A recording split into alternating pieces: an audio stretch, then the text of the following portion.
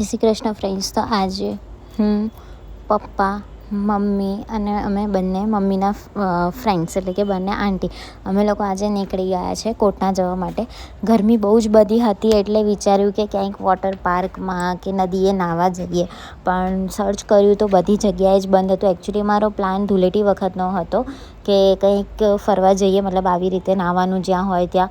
પછી ગળતેશ્વર પ્લાન કર્યો, but still ત્યાં અમે 2-3 વખત જઈ આવ્યા છે એટલા માટે પછી ઈચ્છા ના થઈ. અને કોટના માં ચાલુ હતું અને નજીક પણ પડતું હતું એટલે પછી વિચાર્યું કે મસ્ત ગરમી છે અને તો કોટના જઈ આવીએ, નહીં આવીએ અને થોડુંક એન્જોય કરીને આવીએ. એટલે આજે અમે પહોંચી ગયા છે કોટના. તમે વ્યૂ જોઈ શકો છો, બહુ જ મસ્ત છે. અત્યારે બરોડાની અંદર બહુ ઓછી જગ્યા છે કે જ્યાં આગળ નાહવાનું ચાલુ છે. મહીસાગર પણ ઓછું છે, સિંધરોડ ચાલે છે કે નહીં મે બી મને આઈડિયા નથી, પણ કોટનામાં અમે સેટરડે ગયા હતા એટલે પબ્લિક તો બહુ જ હતી. અને એના આગલા સન્ડે પણ અમે લોકોએ પ્લાન કર્યો હતો બટ એ કેન્સલ થયો અને આજે અમે પહોંચી ગયા હતા કે ફાઇનલી હવે જવું જ છે. તમે પબ્લિક જોઈ શકો છો કે વ્યૂ કેટલો છે, પબ્લિક કેટલી છે અને બધા કેટલું મસ્ત એન્જોય કરે છે. અહીંયા આગળ જે કાયાકી ને બોટ રાઈડ છે એ આ ટાઈમે નહોતું ચાલતું, મતલબ અમે ગયા ત્યારે ચાલુ નહોતું કર્યું એટલે લોકો કંઈક 4:30-5 વાગે જેવું ચાલુ કરે છે. અને પબ્લિક બી તમે જોઈ શકો છો, અત્યારે પાણી પણ સારું એવું છે, બહુ ઊંડું નથી. લાસ્ટ યર અમે ગયા ત્યારે ઘણું પાણી ઊંડું હતું અમુક પ્લેસની અંદર, મતલબ અમુક જગ્યાએ થોડું ઊંડાણમાં હતું, ત્યાં અમને નાહવા નહોતા જવા દીધા એ ટાઈમે.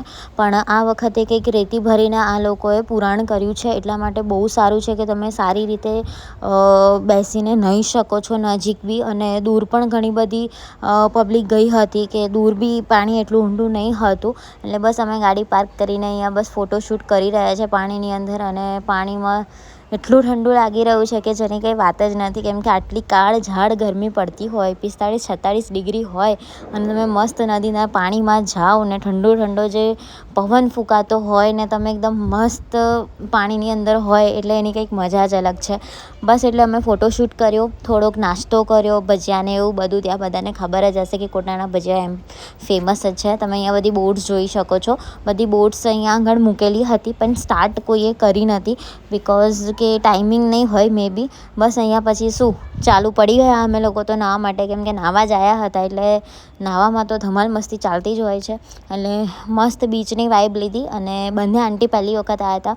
હું, મમ્મી, પપ્પાને અમે આ 3rd ટાઈમ હતું અમારું કોટના. એક વખત અમે અમારા નાનીને લઈને ગયા હતા લાસ્ટ યર, મમ્મી પપ્પાની એનિવર્સરી પર ગયા હતા અને ત્યારે બહુ જોરદાર પવન ફૂંકાયો હતો ને વાવાઝોડું આવ્યું હતું ને વરસાદ પણ પડ્યો હતો મે મહિનાની અંદર.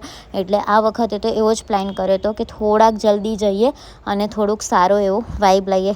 બસ પછી નાહવા પડી ગયા એટલે ફોન પણ મૂકી દીધો હતો. પછી નાહીને નીકળ્યા એટલે સનસેટ પણ મસ્ત થતો હતો એટલે સનસેટનો વ્યૂ લીધો.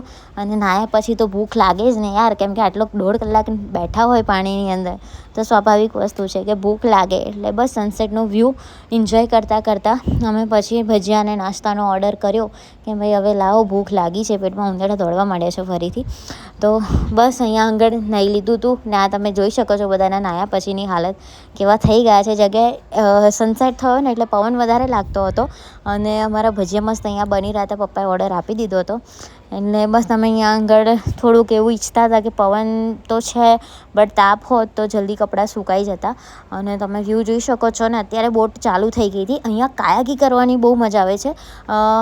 લાસ્ટ યર જ્યારે મેં ને પપ્પાએ કાયાકી કરી હતી ને ત્યારે અમને એવું લાગ્યું કમ્પેરિઝનમાં આ વર્ષે કે જે કાયાકીના જે હલેસા હોય છે ને આ વખતે થોડાક હલકા છે.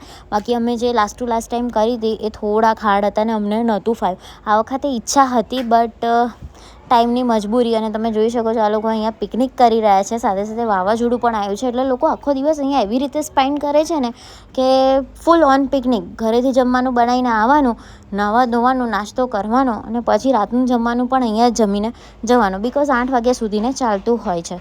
તો બસ આજનો દિવસ આવી જ રીતે અમે કોટનામાં એન્જોય કર્યું, મસ્ત મજા લીધી. તમે પણ જઈ આવજો બધા, ગરમી બહુ પડી રહી છે. Please like, share and subscribe કરજો ને આવો જ સપોર્ટ આપતા રહેજો મારા વ્લોગને.